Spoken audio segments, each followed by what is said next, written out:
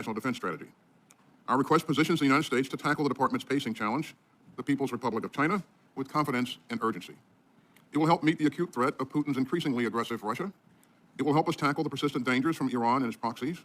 It will help us take on the threats from North Korea and global terrorist organizations and other malign actors, and it will help us continue to deter aggression against the United States and our allies and partners, and to prevail in combat if necessary. Now today I want to underscore three key messages. First, even as our budget request abides by the mandatory cap set by the Fiscal Responsibility Act, it is aligned to our strategy. We made tough but responsible decisions that prioritize near-term readiness, modernization of the joint force, and support for our troops and their families. Our approach dials back some near-term modernization for programs not set to come online until the 2030s. Second, we can only fully reach the goals of our strategy with your help. I'm grateful that Congress passed the fiscal year 2024 appropriations in March, and the single greatest way that Congress can support the department is to pass predictable, sustained, and timely appropriations. My third and final message is that the price of U.S. leadership is real, but it is far lower than the price of U.S. abdication. As the President has said, we're in a global struggle between democracy and autocracy, and our security relies on American strength of purpose. Our government supports Israel's genocide, sir.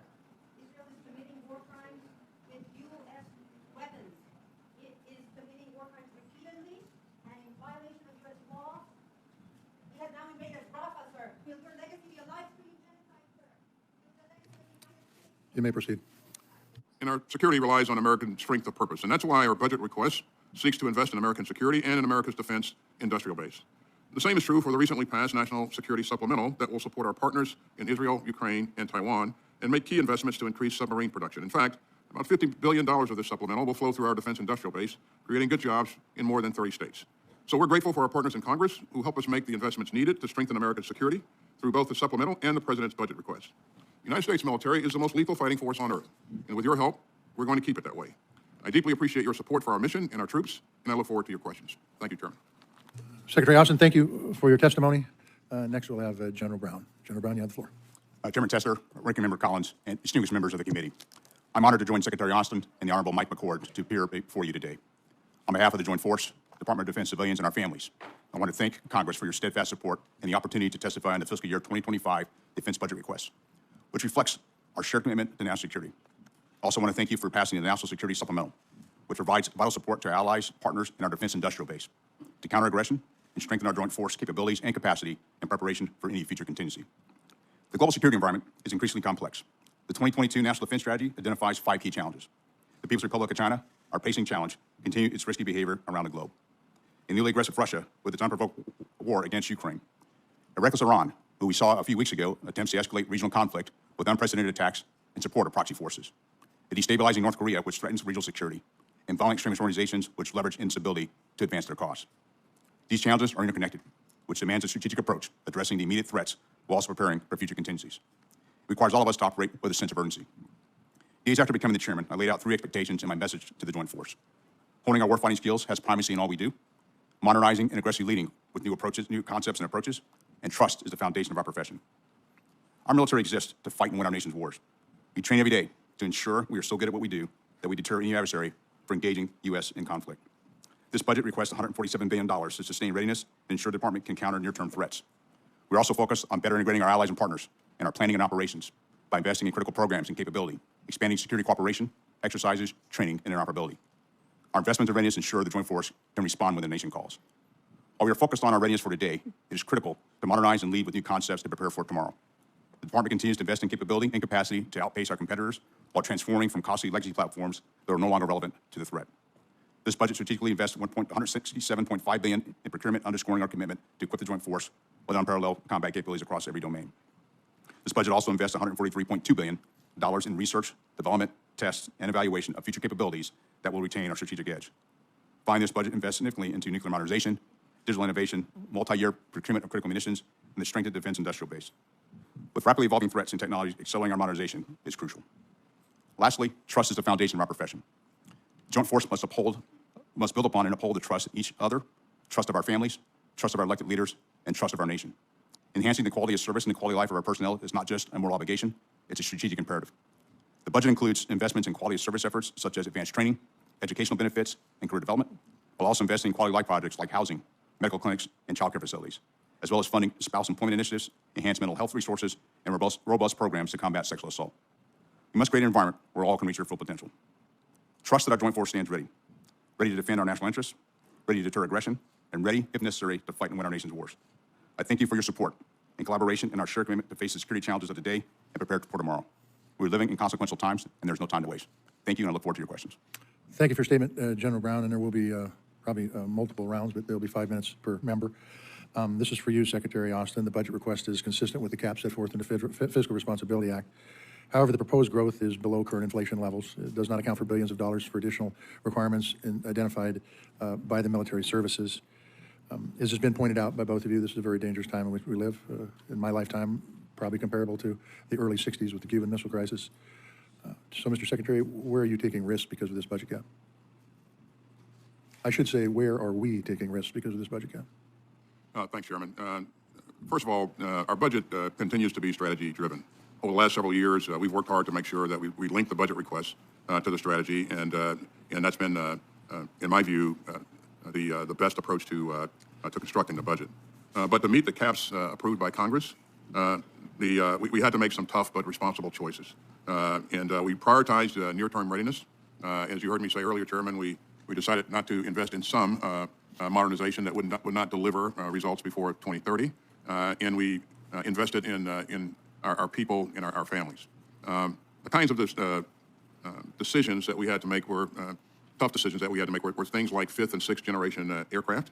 But having said that, our budget does include, as you heard me say earlier, $143.2 billion for RDT&E and $167.5 billion for procurement.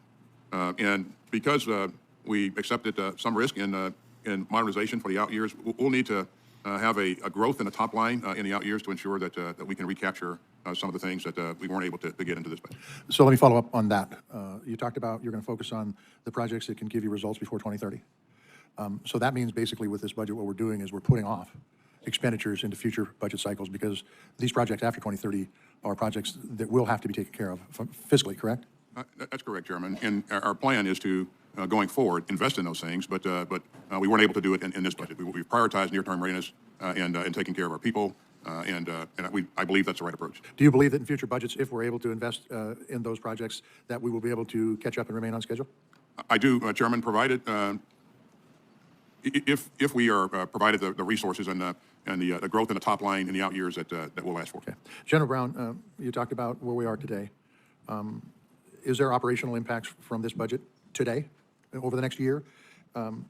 And what impact does this have, say, 5 years down the road? For operational impacts for today, because of our focus on readiness, I don't see operational impacts. Now, as the Secretary highlighted, as we had to defer some of our modernization, you think about 5, 6 years, a decade from now, there's potential challenges if we don't get the additional support in top line in the out years. Excuse me, what kind of challenges are we talking about when you say additional challenges? Well, part of it was the deferring some of our modernization and ensure, the thing I focus on as a chairman is ensure we have both capability and capacity. And we got to make sure we have capability that stays ahead of the threat, and then also have capacity to be able to operate in many of the areas around the world like we do today. And that's where we need to make sure we're working closely together on the out years to ensure that we can actually continue to modernize and make sure we stay ahead of the threat. Okay, Senator Collins. Thank you, Mr. Chairman.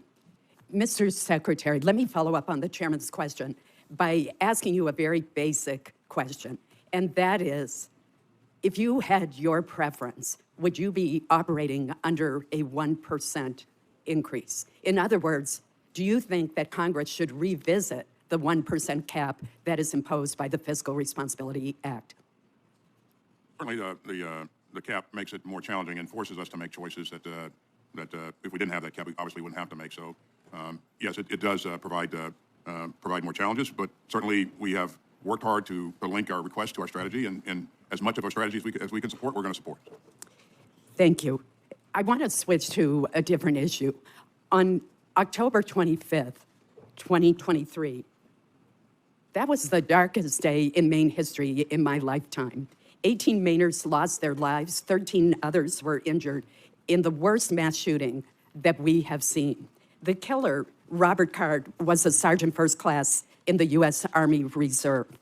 The governor of Maine established an independent commission that has issued an interim report.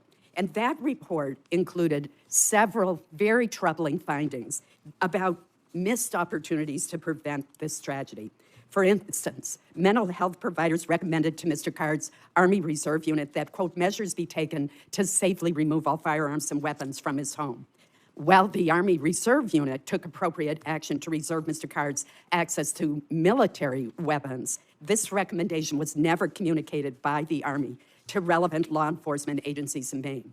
We had members of Mr. Card's unit raising alarms with their supervisors about their fear that he was extremely dangerous. He actually assaulted a fellow soldier. He was institutionalized for 2 weeks at a hospital for those with mental illness in New York State while he was on drill. We have an Inspector General's report that is underway to look at this more thoroughly. After I receive that report, I intend to draft legislation that would require our military services to report to the appropriate authorities when a service member poses a threat to him or herself or to others while protecting the Second Amendment rights of our service members. Would you commit to working with me on such legislation to establish formal policies and procedures so that we can ensure that our military services share this kind of relevant information with law enforcement and with state officials under the appropriate state laws? Thanks, Senator. Well, first of all, this was a tragedy, and my thoughts and prayers go out to all those affected by this tragedy. The health and welfare of our troops is very important to me, at the top of my mind all the time. So is the health and welfare of our community members. Absolutely, we will work with you to ensure that we have the mechanisms to, where appropriate, pass relevant information to authorities. So I look forward to my staff engaging your staff on this issue and going forward. Thank you very much. Senator Shaheen. Thank you, Mr. Chairman. Welcome, Mr. Secretary, General Brown, and Mr. McCord. Secretary Austin, while I'm glad that we were able to pass the National Security Supplemental, I think all of us were relieved that that happened. What we've seen is that Russia's industrial base has been able to increase production, in part due to sanctions evasions, in part because they're getting assistance now from the People's Republic of China, from Iran, from North Korea. And we know that Iran now supplies 70% of Russia's drone capabilities in Ukraine. Those are the same drones that they're using in the Middle East to kill American service members and attack us. So can you talk a little bit about how the administration is seeking to limit industrial-based cooperation between Russia and China, and what in this budget will help us do that? Well, we certainly have raised this issue in the right channels, Senator, and you are right. Prior to, at one point, Russia had experienced significant losses because of the work that Ukraine and its forces was doing. They had inflicted significant casualties on the Russian forces, destroyed a significant amount of its equipment, and so to your point, we saw Russia engage North Korea, who provided quite a bit of munitions and missiles. The drones provided by Iran really kind of helped begin to turn the tide there for Russia a bit and allow them to kind of get back up on their feet, in addition to them increasing their production in their industrial base. But without the help from Iran, North Korea, and China, to your point, this probably would not have occurred to the degree that it has occurred. So we have engaged in the right channels to emphasize our serious concerns about the PRC and others providing this sort of support. As you know, there are sanctions that we continue to look at in a number of areas, and we revisit those sanctions to ensure that we're being as effective as we can. But that continues to be a work in progress, and so this is a whole of government effort. Again, I think we're engaging in the right channels, but there's a lot more work that continues to need to be done. Well, thank you. Clearly, we still have work to do. Secretary Austin, the last time I saw you before the Armed Services Committee, we talked about the 60 Minutes report about anomalous health incidents, and you committed to taking a look again at the genesis of those incidents. But one of the other aspects of that are the personnel who have been affected by those anomalous health incidents. And in DOD, the fiscal year appropriations bill for DOD in 2024 provided funding specific for payments to victims of anomalous health incidents. And there is funding in 2025 to provide payments as well. But the rulemaking that is required to get those payments out the door has not yet happened. Will you commit to this committee that the department will work on that and provide the required payments to victims? Absolutely, Senator. And do you know when DOD plans to publish its final regulations around this issue? I'll have to get back to you on that. I don't have a forecast. If you could get back to the committee, I would appreciate that. I know that we have a number of people who are waiting for help who have been affected.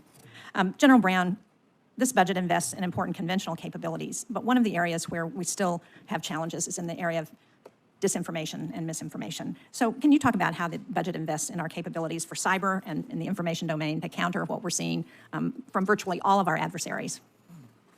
Well, there's areas that we're investing in the information domain. In particular, there's about $14.5 billion in our cyber capabilities for both offensive and defensive cyber. There's about $1.8 billion for artificial intelligence to better understand how we would use that. But I think it's also important that we understand how our adversaries would use artificial intelligence against us. And it's really, again, how we bring together our data and using our data and having good ways to analyze, particularly the misinformation, and ensuring that we stay ahead in the particularly the cyber realm to get information out and get the facts out early. And part of this is not only the investment in the technology, but it's also investment in the training of our force to move at the pace of the way information moves today. That's something we'll continue to work on as well. Well, thank you. My time is up, but I hope we're also working with the Global Engagement Center at the Department of State, because clearly this is an area where we have an equal amount of work to do. Thank you. Senator Moran. Chairman, thank you. Mr. Secretary, thank you for your presence and service. The administration has halted a shipment of American-made munitions to Israel. Even if it's the administration's goal to reach a ceasefire agreement, does this not send the wrong message to our ally Israel and embolden Iran and Iranian-backed groups? We should not be signaling to Iran's enemies that our support is conditional.